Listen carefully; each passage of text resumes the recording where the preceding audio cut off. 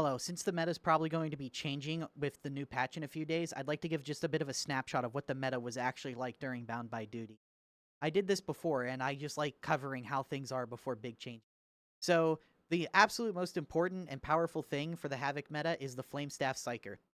You're either going to run it like this with the Dueling Sword, Unyielding replaced with either Unfested or Carapace, or you're going to run it with the knife like this, because this is better at stacking Uncanny and gives you more move speed. That's for when you only get damage from the staff. The staff, you can either run it with high warp res or low warp res, doesn't really matter too much. And I have seen some people run it like this with Flak Infested.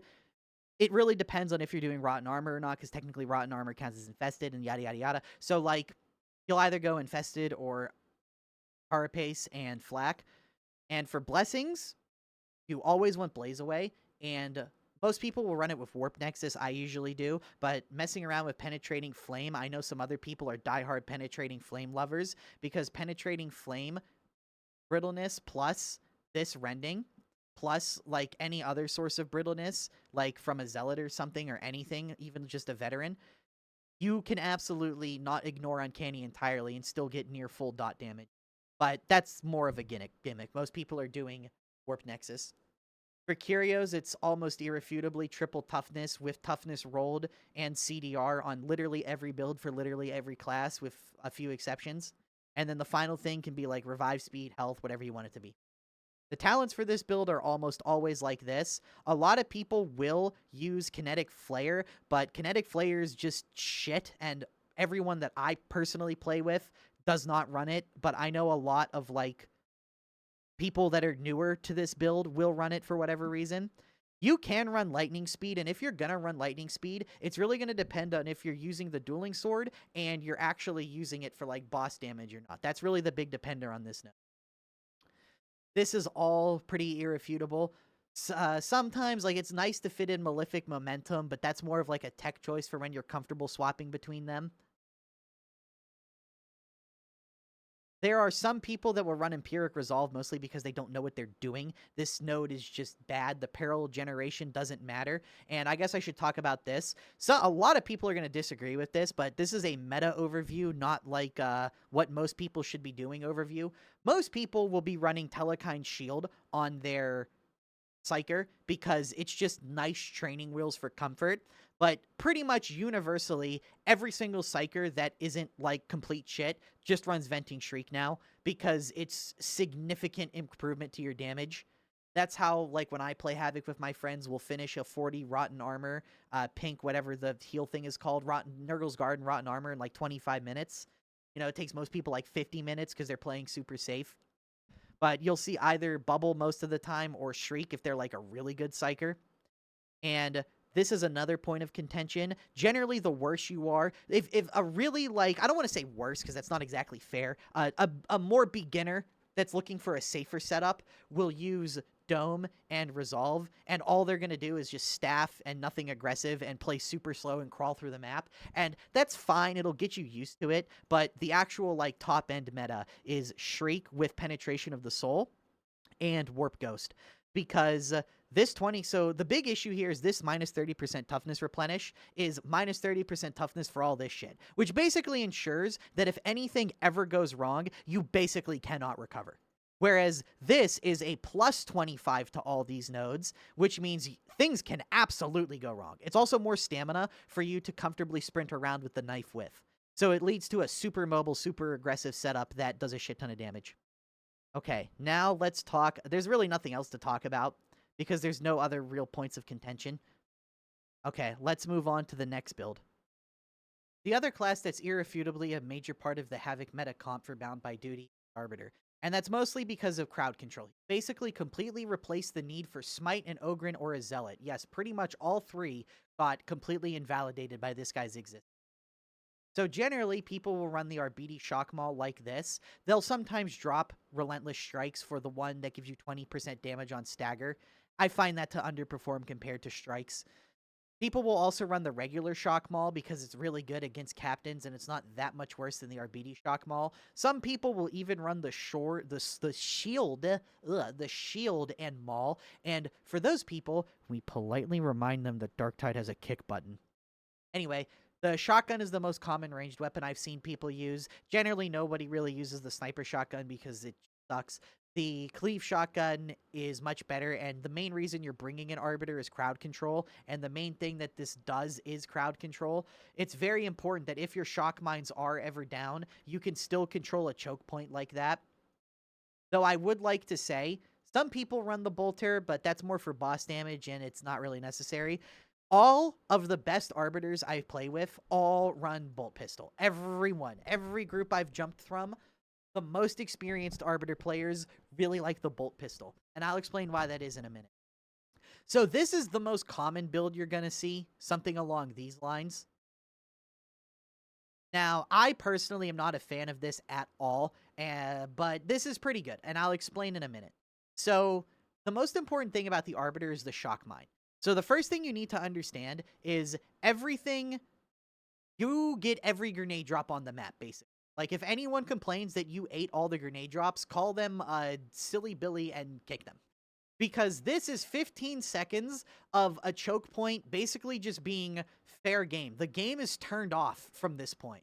So you get 15 seconds per mine, 3 mines, the mines regenerate, and because Psyker doesn't need grenade pickups and Veteran doesn't need grenade pickups, no one needs grenade pickups other than you get like 12 of these pickups. So you could throw like 40 of these per run, and that's like 40 times in a choke point where literally no one has to think, try, or do anything. You just get to fight and kill for free, for like a minute straight.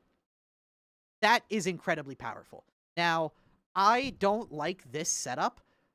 This is a good compromise setup on if you're okay not getting hit by overheads and you want a lot more damage, but you don't really want to give up all the survivability. The way I've come to really enjoy the class is like this.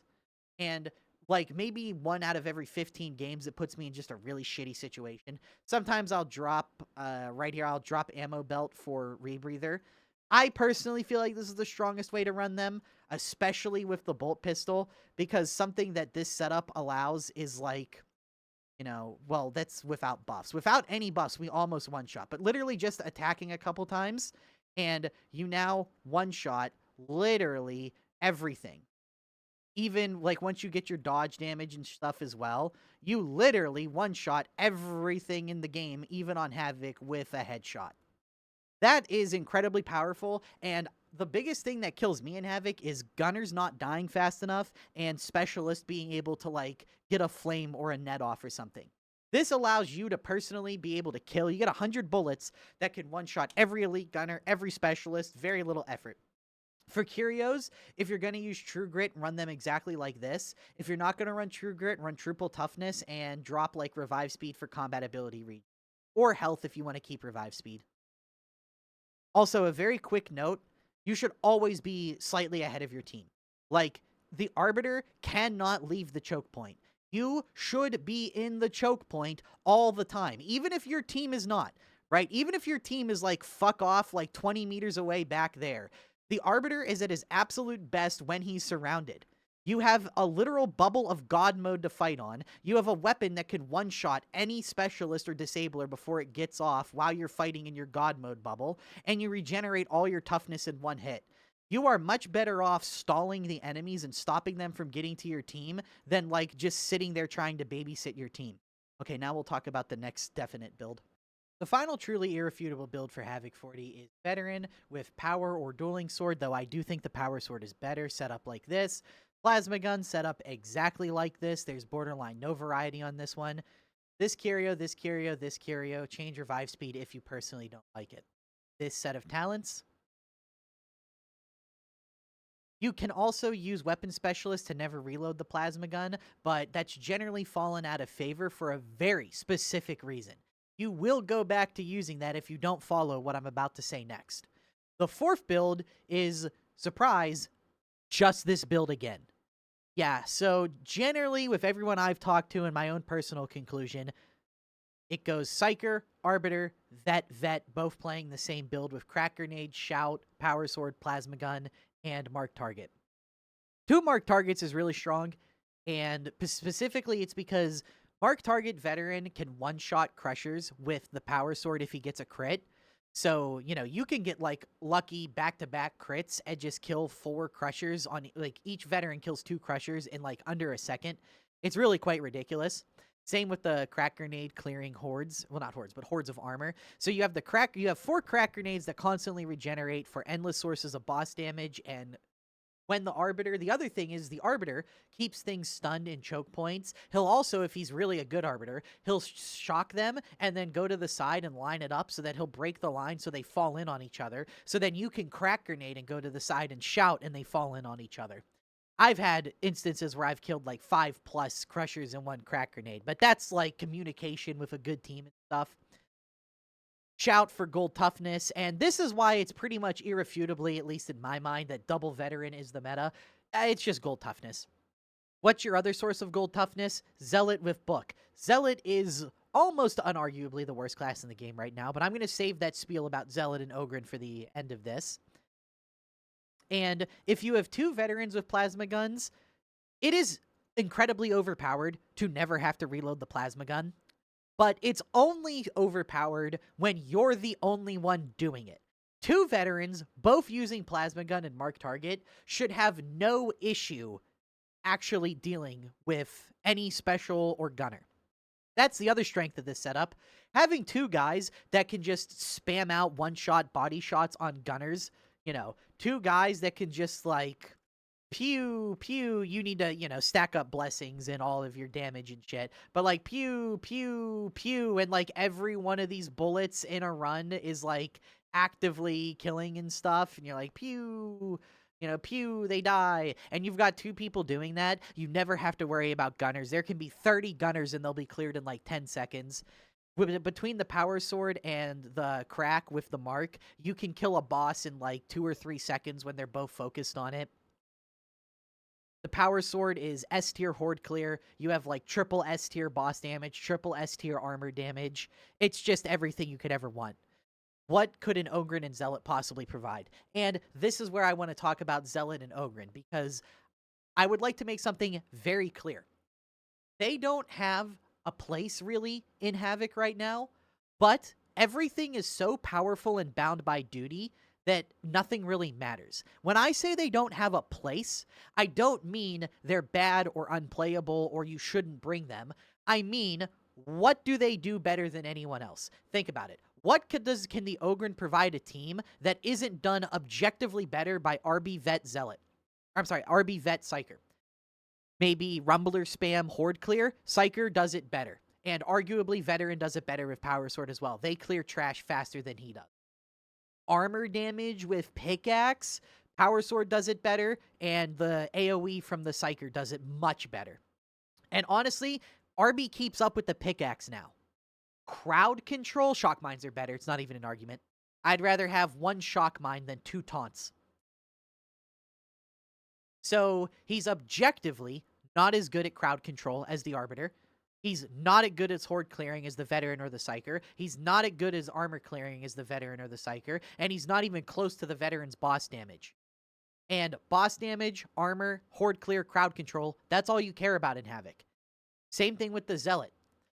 The problem with Zealot is that Veteran right now is basically 3 Zealot builds in one. Think about it. With a crit, mark, all your damage stuff, the Power Sword's, like, stab, strike down does, like, 20,000 damage.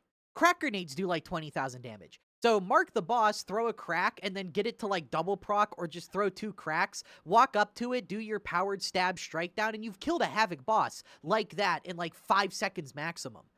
For the Zealot to compare to that, he needs to go, like, Stealth, Martyrdom, Thunderhammer.